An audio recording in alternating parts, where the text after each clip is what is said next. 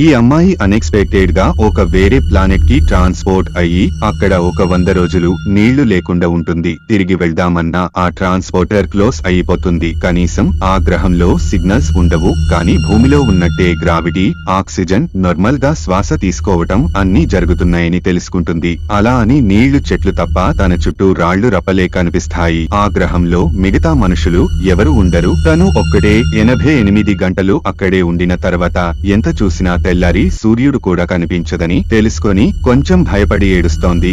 అలా ఉండే కొద్దీ ఆ ప్లానెట్ లో ఇసుక తుఫాన్ వచ్చి ఆ అమ్మాయి ఎలాగోలా దాన్ని నుండి కూడా సర్వైవ్ అవుతుంది. అలా 101 గంటలు గడిచిన తర్వాత ఆ లేడీ వెతకగా ఒక చోట నీళ్లు కనిపించేసరికి హ్యాపీగా ఫీల్ అయ్యి ఆ నీటిని తాగుతుంది. చాలా రోజులు అయ్యిందని అందులోనే కాసేపు స్నానం చేద్దామని మునిగి రిలాక్స్ అవుతుంటే హఠాత్తుగా అందులో నుంచి ఏదో జీవి ఆ అమ్మాయిని లోపలికి లాక్కోవటానికి ట్రై చేస్తుండటంతో ఆ అమ్మాయి ఎలాగోల ప్రాణం అరిచేతిలో పెట్టుకొని ఆ నీళ్లలో ఉన్న జీవి రాయితో కొట్టి ఆ నీళ్ల నుంచి వెంటనే బయటికి వచ్చేస్తుంది.